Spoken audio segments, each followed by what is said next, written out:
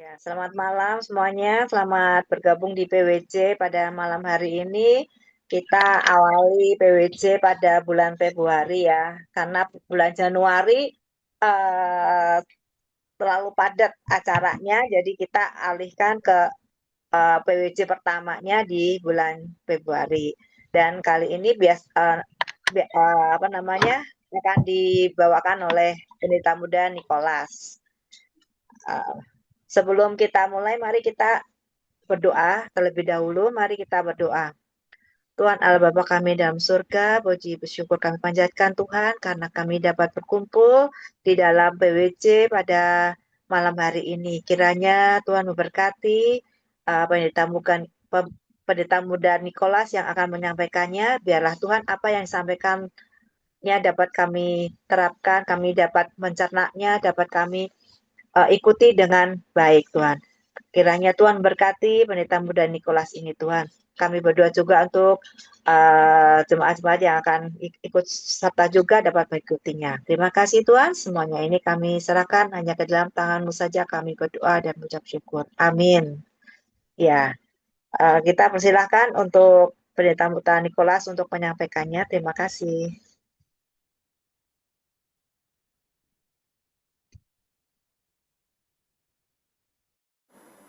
Ya, selamat malam Bapak Saudara yang dikasihi Tuhan. Malam hari ini kita kembali memulai untuk pembinaan warga jemaat dari gereja kita gitu ya. Kita akan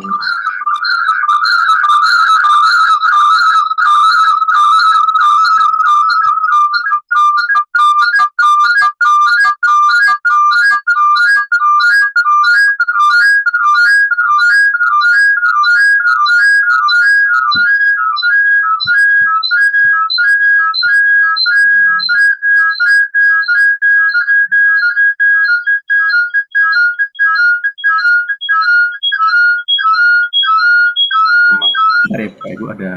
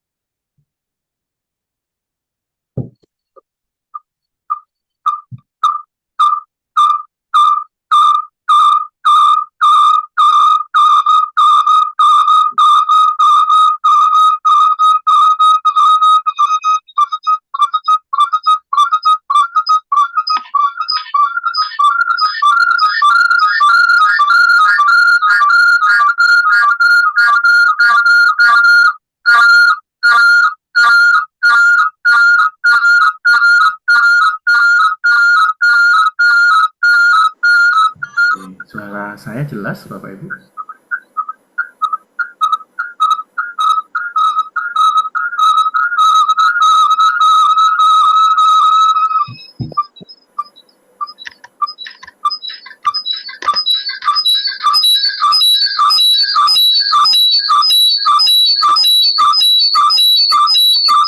Saya lanjut ya Bapak Ibu ya. Kita di tahun lalu kita masuk di bagian berakar dan tahun ini kita sudah masuk ke bagian bertumbuh. Nah, di bagian berakar kemarin kita belajar dengan sasaran dan prinsip yang seperti ini. Kita juga sudah belajar beberapa hal mengenai berakar dalam Kristus ini. Nah, di tahun ini kita akan kembali belajar tentang bertumbuh dalam Kristus.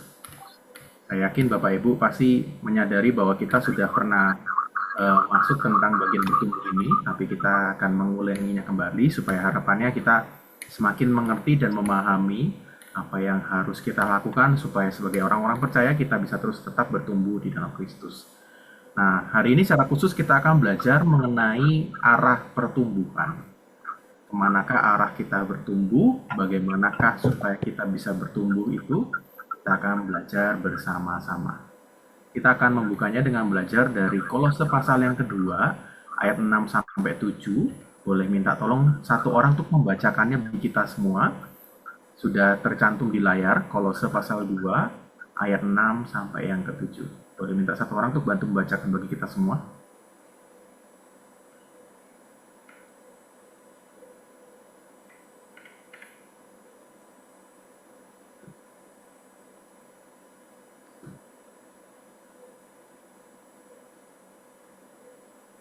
Saya Niko baca Yang bisa boleh? bantu membacakan Bapak Ibu? Saya Niko boleh? Halo?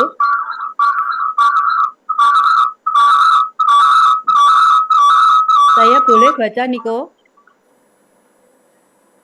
Iya, silakan Bu. Ya, Kolose 2 ayat 6 sampai 7, kamu telah menerima Kristus Yesus Tuhan kita. Karena itu hendaklah hidupmu tetap di dalam Dia, hendaklah kamu berakar di dalam Dia dan dibangun di atas Dia. Hendaklah kamu bertambah teguh dalam iman yang telah diajarkan kepadamu dan hendaklah hatimu melimpah dengan syukur. Terima kasih banyak Bu Rita yang sudah membacakan bagi kita semua. Ya Bapak Ibu Saudara, ini adalah ayat yang menjadi landasan dari bagian yang kita pahami hari ini, akan kita pelajari, yaitu arah pertumbuhan. Ayat Kolose pasal 2 ayat 6 sampai 7 ini menjadi dasar akan seluruh pembahasan kita dari awal sampai akhir tentang arah pertumbuhan ini. Nah, kita harus memperhatikan beberapa kata-kata pentingnya. Yang pertama, kita harus menggarisbawahi kata tetap di dalam Dia, kemudian kata berakar, dibangun, kemudian bertambah teguh dan melimpah dengan syukur. Ini bukan satu bahasa yang statis atau diam begitu saja ya Bapak Ibu. Ini bahasa yang menunjukkan bahasa pertumbuhan itu sendiri. Satu bahasa proses atau bahasa kehidupan, bisa kita katakan seperti itu. Karena itu kita belajar dari ayat firman Tuhan ini bahwa kita tidak dipanggil hanya untuk menerima Kristus, tetapi untuk hidup tetap di dalam Dia, berakar, dibangun, dan bertambah teguh di dalam Tuhan. Nah, ada satu lagu sederhana, satu lagu sekolah minggu, yang mungkin Bapak Ibu pernah dengarkan ya, saya akan putarkan lagunya.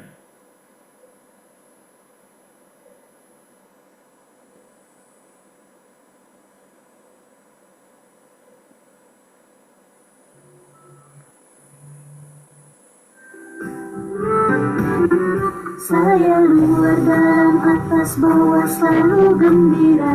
Saya luar dalam atas bawah selalu gembira. Sejak ku terima Yesus, Dia basuh dosaku. Saya luar dalam atas bawah selalu gembira. Oke, kedengeran lagunya Bapak Ibu tadi?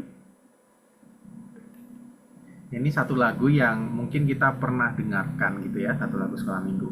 Tapi isi dari lagu ini kembali mengingatkan kita bagaimana di dalam Tuhan kita pun juga bukan hanya bergembira dalam luar atas bawah, tetapi kita juga terus bertumbuh sejak kita menerima Yesus dan Ia membasuh dosa-dosa kita.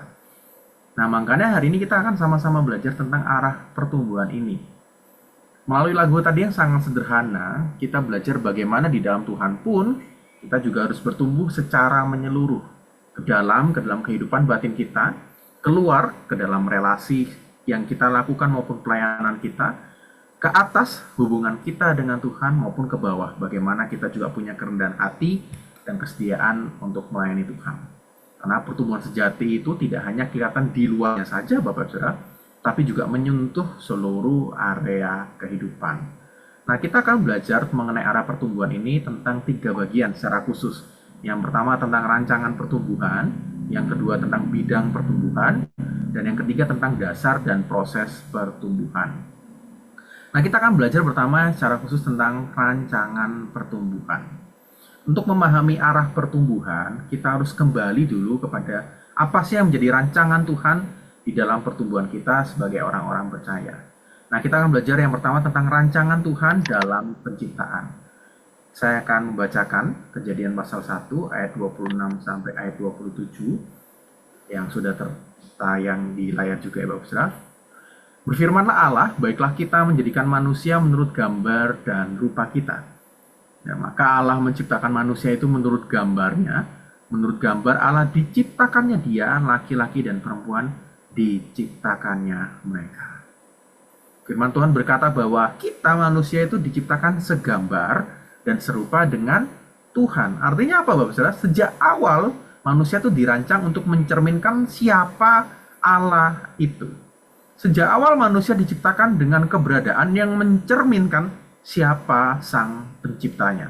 Ketika manusia dibentuk dari tanah liat dan dihembusi nafas hidup oleh Allah sendiri, kita bukan sekedar makhluk biologis, tapi kita adalah makhluk yang dirancang secara khusus oleh Tuhan untuk mencerminkan kemuliaan Allah sendiri. Dan itulah rancangan awal Allah bagi manusia. Tapi tidak bertahan tetap seperti itu, Bapak Saudara. Karena Roma pasal 3 ayat 23 berkata kepada kita semua bahwa semua orang telah berbuat dosa dan telah kehilangan kemuliaan Allah. Inilah masalahnya, Bapak Ibu Saudara. Ketika kita manusia yang awalnya diciptakan segambar dan serupa dengan Tuhan, bahkan kita dipenuhi oleh kemuliaan Tuhan itu sendiri, tapi kita terjatuh dalam dosa, terjatuh dalam dosa, sehingga semua orang pun terkena dampaknya, dan semua orang pun telah kehilangan kemuliaan Allah. Seperti yang dikatakan oleh firman Tuhan dalam Roma pasal 3 ayat 23 ini. Inilah yang menjadi masalahnya, Bapak Saudara. Rancangan Tuhan tidak pernah berubah, tetapi kondisi kitalah manusia yang berubah. Ketika manusia jatuh dalam dosa, manusia kehilangan kemuliaan Allah. Manusia tetap segambar dan serupa Allah, tetapi kita tidak lagi memancarkan kemuliaannya secara utuh. Dan inilah hal yang perlu untuk kita pahami, Bapak Saudara. Kalau kita mau ngomongin tentang pertumbuhan, kita harus sadar bahwa kita hari ini, kita adalah manusia berdosa, dan semua orang punya status yang sama. Kita adalah sama-sama manusia yang berdosa. Dan kita telah kehilangan kemuliaan Allah. Tanpa satu kesadaran ini, kita tidak akan pernah mengerti apa alasan, apa pentingnya kita ditebus oleh Tuhan. Kenapa sih kok kita perlu ditebus oleh Tuhan Yesus? Kenapa Tuhan Yesus sampai perlu turun ke dunia ini menjadi sama dengan kita, bahkan mati di kayu salib untuk menebus kita dari kuasa dosa dan maut? Kita harus menyadari akan keberdosaan kita, akan kefanaan kita, manusia yang telah kehilangan kemuliaan Allah. Kalau kita memahami hal itu, barulah kita bisa menyadari betapa pentingnya dan betapa luar biasanya kasih Tuhan ketika Ia datang ke dunia ini menebus kita dari kuasa dosa dan maut. Makanya ketika kita kemarin merayakan ibadah Rabu Abu, ini jadi satu momen penting, awalan yang penting bagi kita untuk memulai masa prapaskah kita. Karena satu-satunya cara supaya kita bisa bertumbuh ke arah yang baik, supaya kita bisa kembali memuliakan Allah, adalah kita perlu mengerti terlebih dahulu apa alasannya. Apa yang menjadi rancangan kita mula-mula. Alkitab menyatakan bahwa Kristus adalah gambaran Allah dalam 2 Korintus pasal yang 4 ayat 4. Kemudian di Kolose pasal 1 ayat 15, firman Tuhan juga menyatakan bahwa Kristus adalah gambar Allah yang tidak kelihatan. Dan di dalam Ibrani pasal 1 ayat yang ketiga, firman Tuhan juga menyatakan bahwa Kristus adalah gambar wujud Allah sendiri. Artinya apa, Bapak Saudara? Artinya di dalam Kristus kita melihat satu gambaran Allah yang terwujud sempurna. Kristus adalah manusia yang sepenuhnya mencerminkan Allah itu sendiri. Dan bukan hanya manusia yang sepenuhnya mencerminkan Allah, tapi Kristus adalah Allah itu sendiri yang berada dalam wujud manusia. Bedanya dengan kita apa, Bapak Saudara? Kalau bedanya dengan kita adalah Kristus tidak berdosa, sedangkan kita bisa berdosa.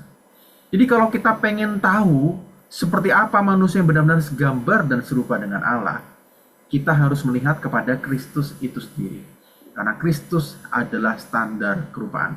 Ia Allah yang menjadi manusia, supaya ia bisa menjadi anak sulung, menjadi teladan yang nyata, bahwa manusia yang serupa dan segambar dengan Allah adalah manusia yang seperti manusia Kristus itu sendiri. Di dalam Roma pasal 8 ayat 29, firman Tuhan berkata seperti ini. Boleh minta tolong satu orang lagi untuk membacakan bagi kita semua Roma pasal 8 ayat 29 yang sudah tertera di layar ini, Bapak Ibu.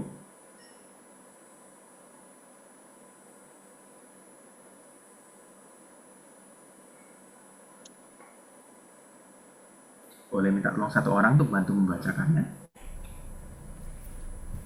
Sebab semua orang yang dipilihnya dari semula, mereka juga ditentukannya dari semula untuk menjadi serupa dengan gambaran anaknya, supaya ia, anaknya itu, menjadi yang sulung di antara banyak saudara.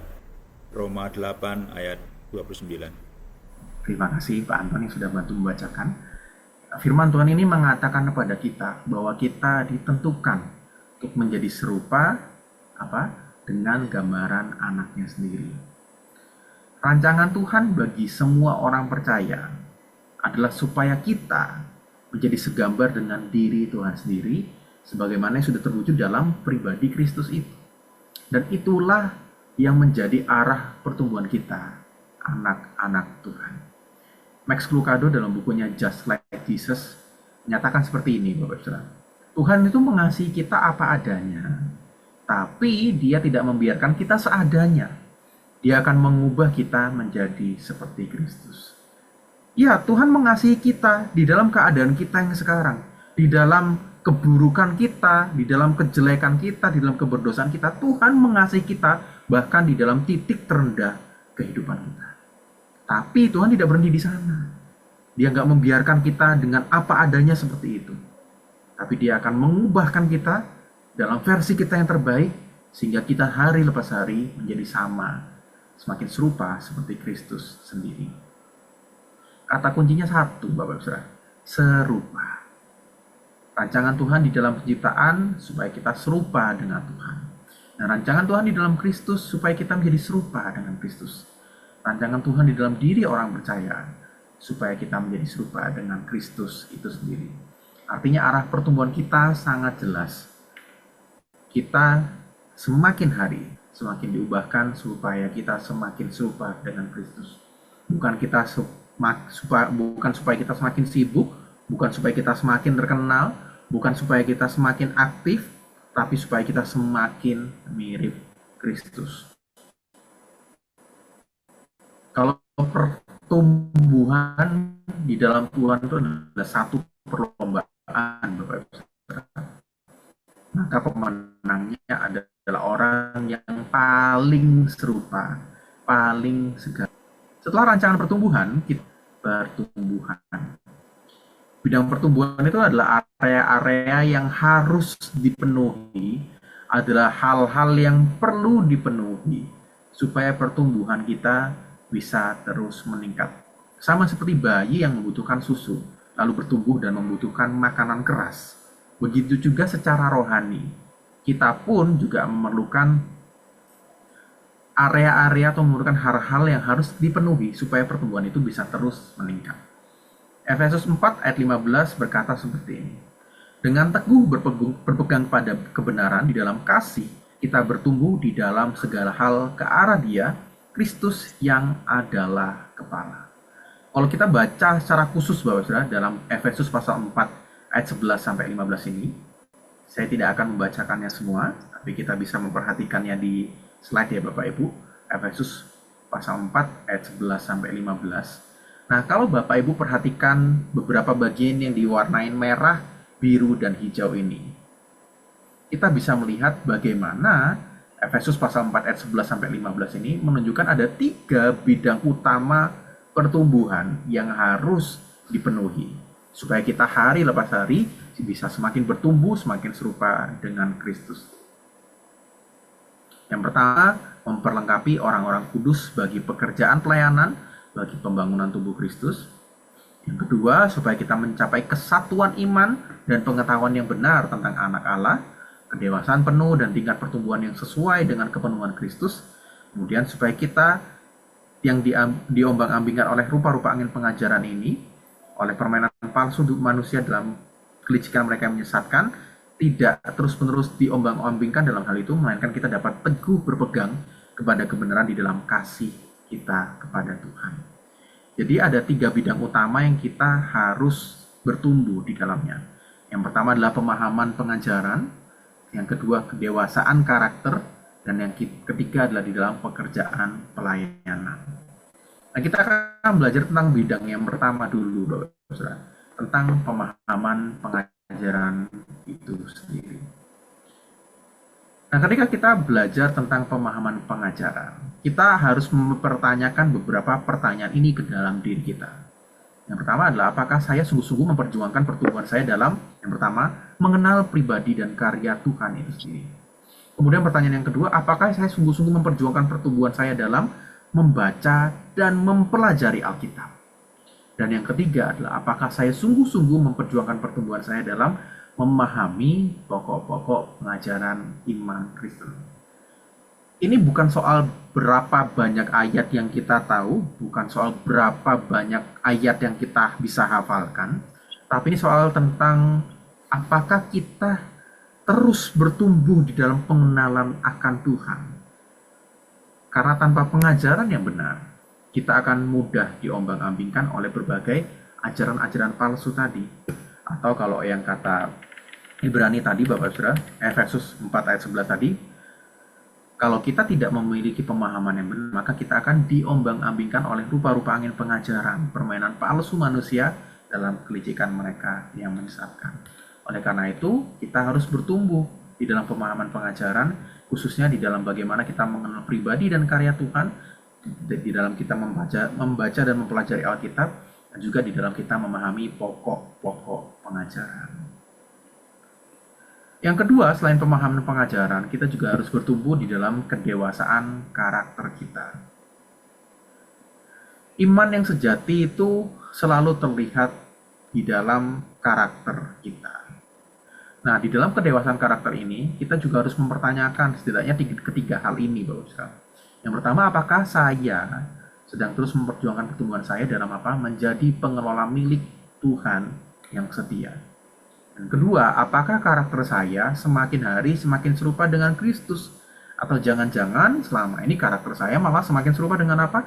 Dengan standar-standar yang ada di media sosial, di Instagram, di Facebook, di TikTok, dengan apa yang dikatakan oleh dunia ini. Dan yang terakhir, apakah relasi saya dengan orang lain semakin dewasa, semakin membaik? Tuh, jangan-jangan selama ini kita ketika berelasi dengan orang lain, kita malah jadi orang yang emosian, jadi orang yang seenaknya sendiri. Nah, ini setidaknya ketiga pertanyaan yang harus kita tanyakan dalam diri kita untuk melihat mengenai pertumbuhan kedewasaan karakter kita. Karakter itu tidak dibangun dalam satu hari, Bapak Saudara. Karakter dibangun melalui proses. Kadang bisa jadi melalui proses yang panjang. Dan kalau kita memiliki karakter yang dibangun dengan baik, kita akan bisa menjadi orang-orang yang Tuhan pakai luar biasa menjadi berkat buat orang-orang di sekitar kita. Orang Kristen tuh bisa pinter ngomongin tentang firman Tuhan. Bisa hafal banyak hal mengenai tentang firman Tuhan, tentang doktrin-doktrin kekristenan. Tapi belum tentu dia dewasa di dalam karakternya. Karena itu, kedewasaan karakter ini juga jadi satu hal yang penting di dalam arah pertumbuhan kita untuk diubahkan semakin hari, semakin serupa dengan Kristus. Dan yang ketiga, Bapak Saudara, bagaimana kita bertumbuh di dalam pekerjaan pelayanan. Ada beberapa pertanyaan juga yang bisa kita tanyakan. Pertanyaan yang pertama adalah bagaimana kita mengenali panggilan pelayanan saya di dalam Tuhan. Yang kedua, bagaimana kita meningkatkan wawasan dan keterampilan kita di dalam melayani Tuhan. Apakah kita hanya begitu-begitu aja, atau kita semakin terus mengembangkan wawasan kita dan keterampilan kita di dalam melayani Tuhan. Dan yang terakhir, apakah kita benar-benar mencari dan menggunakan setiap kesempatan yang ada untuk memberitakan kabar baik dan melakukan pelayanan. Pelayanan bukan sekedar menjadi satu aktivitas belaka, Bapak Saudara. Pelayanan adalah satu respons kita terhadap panggilan Tuhan. Satu hal yang saya yakini adalah ketika kita benar-benar meresponi panggilan Tuhan di dalam melayani Dia, kita nggak akan betah dengan pelayanan yang seperti itu aja. Seperti slogan gereja kita akan rindu untuk terus membaik, semakin hari semakin membaik, semakin hari semakin berkembang, semakin banyak pelayanan kita. Karena kita tidak akan pernah cukup, tidak akan pernah puas di dalam melayani Tuhan. Yang ketiga, setelah kita belajar tentang bidang pertumbuhan, kita juga harus belajar mengenai dasar dan proses pertumbuhan itu sendiri. Saya boleh minta tolong satu orang lagi untuk membacakan dari 1 Korintus pasal 3 ayat 10 sampai ayat yang ke-11 ini. Silahkan Bapak Ibu yang mau membantu membacakan, di layar juga sudah tersedia.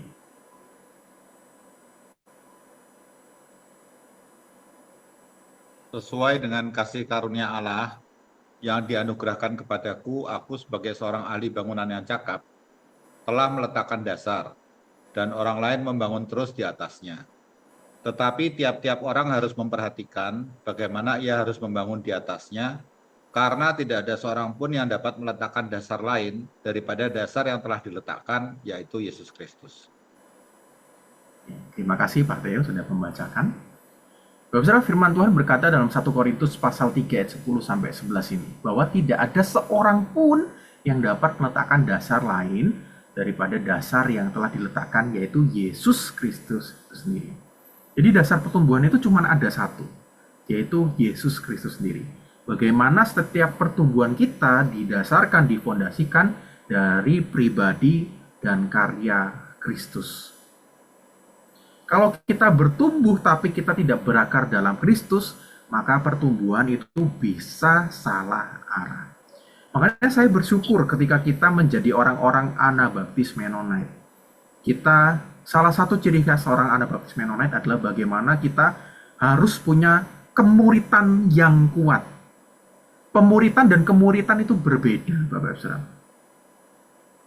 Kalau pemuritan bagaimana kita memuridkan orang lain, tapi kalau kemuritan berbicara bagaimana kita sendiri menjadi seorang murid Kristus. Bagaimana dalam kehidupan kita hari lepas hari, kita mau menjadi seorang murid yang mau mengikuti jejak Kristus, mau meneladani teladan dan karya Kristus. Makanya kita punya komitmen kemuritan. Karena hanya orang-orang yang mau mengikuti Kristus setiap hari dalam kehidupanlah yang bisa bertumbuh dengan arah yang benar. Makanya penting sekali supaya kita mengingat agar di dalam setiap pertumbuhan kita, baik di dalam pemahaman pengajaran, di dalam kedewasaan karakter maupun pekerjaan pelayanan kita mendasarkannya dalam pribadi dan karya Kristus. Kita akan membaca Yohanes pasal 15 ayat yang keempat. Firman Tuhan berkata kepada kita semua, "Tinggallah di dalam aku dan aku di dalam kamu. Sama seperti ranting tidak dapat berbuah dari dirinya sendiri, kalau ia tidak tinggal pada pokok anggur, demikian juga kamu tidak dapat berbuah, jikalau kamu tidak tinggal di dalam aku." Pertumbuhan itu hanya mungkin kalau kita tinggal di dalam Kristus. Jadi, selain kita harus punya dasar, yaitu pribadi dan karya Kristus itu sendiri, supaya kita bisa terus bertumbuh, kita juga harus punya relasi yang erat, hubungan pribadi yang intim dengan Kristus itu sendiri. Seperti ranting yang tidak bisa berbuah, kata firman Tuhan, kalau kita tidak melekat pada pokok anggurnya, maka kita tidak akan bisa bertumbuh dan berbuah kalau kita tidak melekat erat kepada Tuhan Yesus yang menjadi dasar dan penopang kehidupan kita. Karena itu ini jadi satu hal yang perlu kita tanyakan juga. Apakah di dalam pertumbuhan iman kita sedang mengusahakan untuk memiliki dan memelihara kerinduan dan kehausan akan Tuhan? Apakah kita juga memiliki dan memelihara persekutuan dengan Tuhan melalui firman Tuhan yang kita baca dan renungkan hari lepas hari? Dan yang terakhir, apakah kita memiliki dan memelihara persekutuan dengan Tuhan melalui doa kita? Nah, kenapa sih kok Pak Edi selalu mengingatkan kita tentang dua hal itu? Kalau Pak Edi memberitakan tentang firman Tuhan ataupun memberikan satu nasihat wejangan kepada kita, karena memang membaca Alkitab dan berdoa kepada Tuhan itu adalah jiwanya orang percaya, Bapak Saudara. Kalau kita tidak menikmati membaca firman Tuhan, kalau kita tidak menikmati berkomunikasi dengan Tuhan dalam doa kita, jangankan bertumbuh, Bapak Saudara, kita jadi orang Kristen itu susah, Bapak Saudara. Karena hubungan pribadi dengan Tuhan itu adalah satu-satunya fondasi yang bisa membuat kita untuk terus bertumbuh di dalam Tuhan. Tanpa waktu teduh, tanpa adanya doa yang erat dengan Tuhan, tanpa membaca firman Tuhan, kita tidak akan bertumbuh secara sehat. Gak usah dikasih badai kencang, Bapak Saudara. Dikasih angin sepoi-sepoi aja sama iblis, kita akan dapat dengan mudahnya terjatuh dalam dosa. Karena itu mari kita mengingat akan betapa pentingnya punya relasi yang erat dengan Tuhan, yang di dalamnya bisa kita lakukan dengan cara terus rindu membaca Alkitab, merenungkan firman-Nya, dan juga terus rindu memiliki komunikasi yang erat dengan Tuhan di dalam setiap doa-doa kita. Kita juga akan belajar mengenai proses pertumbuhan. Dalam Lukas pasal 8 ayat 15 dan Matius 13 ayat 23 firman Tuhan berkata seperti ini.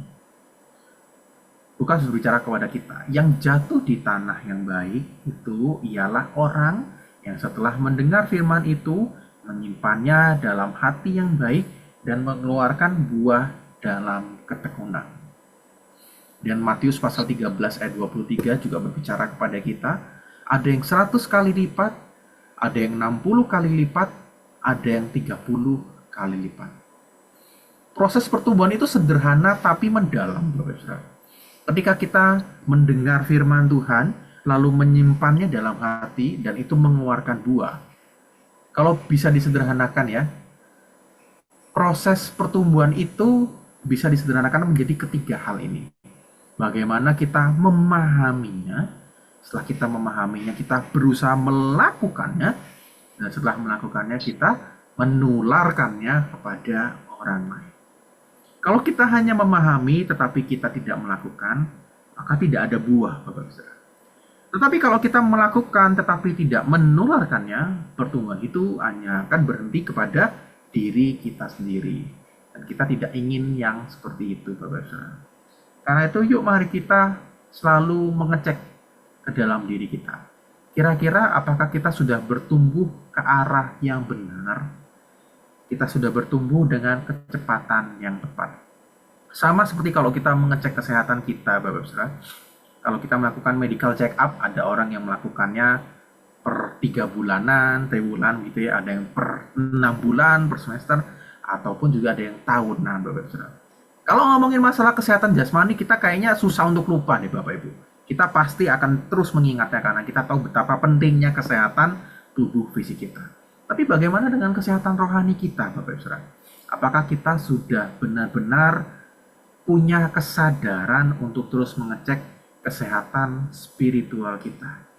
Supaya hari lepas hari, minggu lepas minggu, bulan lepas bulan, dan tahun lepas tahun, kita bisa terus bertumbuh ke arah yang benar, bahkan dengan kecepatan yang tepat juga. Nah, kiranya ini menjadi satu hal yang kita bisa pahami dan juga kita ingat dalam diri kita. Saya menutup dari Kolose pasal 2 ayat 6 sampai ayat 7. Demikianlah firman Tuhan. Kamu telah menerima Kristus Yesus Tuhan kita. Karena itu hendaklah hidupmu tetap di dalam Dia, hendaklah kamu berakar di dalam Dia dan dibangun di atas Dia. Hendaklah kamu bertambah teguh dalam iman yang telah diajarkan kepadamu, dan hendaklah hatimu melimpah dengan syukur. Nah, Bapak-Ibu Saudara sekalian, hari ini kita belajar bahwa arah pertumbuhan itu jelas. Tuhan menciptakan kita untuk segambar dan serupa dengan Dia. Dosa memang sudah merusakkan gambar itu. Tetapi ketika Kristus mati di kayu salib, bahkan bangkit, dan juga memberikan kebenarannya, keselamatannya kepada kita, Kristus memulihkan gambar yang telah rusak itu. Sehingga kita pun dipanggil untuk terus menjadi serupa dengan Kristus. Jadi pertanyaannya bagi kita adalah satu hal yang sederhana tetapi mendalam. Apakah kita semakin hari semakin serupa dengan Kristus? Atau selama ini kita malah semakin serupa dengan dunia ini? Nah, kiranya Tuhan menolong kita supaya kita pun boleh terus berakar di dalam Kristus, dibangun di atas Kristus, dan bertambah teguh di dalam iman dan melimpah dengan syukur. Amin. Mari kita tutup di dalam doa. Saya mau mengajak kita untuk berdoa. Mari kita berdoa, Bapak-Ibu. Tuhan Yesus, kami mengucap syukur, kami sudah bersama-sama belajar mengenai arah pertumbuhan ini, Tuhan. Kami bersyukur di awal tahun 2026 ini, khususnya juga di awal masa Prapaskah ini, Tuhan mengingatkan kami melalui pembinaan warga jemaat, supaya kami boleh terus memiliki arah pertumbuhan yang benar di dalam Tuhan. Ajar kami Tuhan untuk kami boleh semakin hari semakin punya kerinduan, juga boleh semakin punya kekuatan untuk terus diubahkan semakin serupa dengan Kristus sendiri. Karena kami sadar tidak mudah di tengah banyaknya godaan di dunia ini. Kami lebih mudah untuk dibuat menjadi serupa dengan dunia ini. Di tengah berbagai ajaran-ajaran palsu yang mengintai kami. Godaan-godaan iblis dan dunia ini yang senantiasa mau menghasut kami. Kami bisa dengan mudahnya jatuh dalam dosa. Karena itu Tuhan, ajar kami untuk boleh terus punya relasi yang intim dengan Tuhan. Punya hubungan pribadi yang dekat dengan Tuhan. Sebab ketika kami semakin mendekat kepada Tuhan, maka kami juga semakin hari akan semakin diubahkan, semakin serupa dengan Tuhan. Ketika kami semakin diubahkan serupa dengan Tuhan, maka tidak ada satu hal pun yang mustahil untuk bisa kami hadapi dalam dunia ini. Karena kami tahu bahwa kami punya Tuhan yang luar biasa. Tuhan yang senantiasa mengasihi dan menyertai kami. Ketika kami semakin diubahkan serupa dengan Tuhan, kami yakin dan percaya Tuhan juga akan semakin menganugerahkan kami kekuatan, memberikan kami pengharapan, agar kami dapat menjalani hari-hari kami di dalam dunia ini dengan satu sukacita, satu kekuatan dan pengharapan yang daripada Tuhan sendiri. Terima kasih Tuhan, kami serahkan setiap kami ke dalam tangan-Mu. Hanya di dalam nama Tuhan Yesus kami sudah berdoa. Amin. Saya serahkan kembali kepada Diakon Widiatin. Terima kasih Pendeta Muda Nicholas. Ada tanggapan atau ada yang bertanya atau ada yang mau sharing? Kami persilahkan.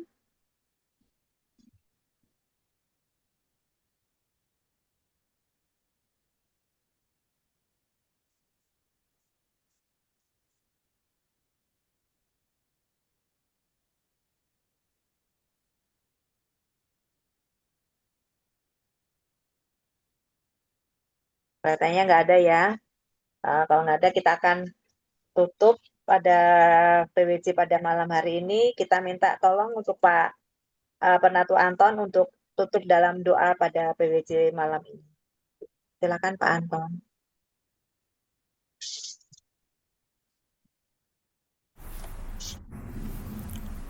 Mari kita tutup dalam doa. Bapa kami yang di surga, Bapa yang kami sembah, yang kami kenal di dalam Tuhan Yesus, kami bersyukur untuk pelayanan yang dilakukan oleh Pendeta Muda Nicholas bersama dengan Diakon Widiatin. Kami mengucap syukur atas pelayanan mereka. Biarlah dalam kami memahami arah pertumbuhan di dalam Tuhan Yesus boleh kami lakukan dalam kehidupan kami setiap hari. Biarlah Tuhan memakai kami, menolong kami, dan biarlah kami mengarahkan hati dan pikiran kami senantiasa kepada kemuliaan Tuhan. Di dalam Tuhan Yesus kami menyerahkan istirahat kami malam hari ini, kami menyerahkan ibadah kami esok hari. Biarlah nama Tuhan saja yang dipermuliakan. Dalam Tuhan Yesus kami percaya. Amin.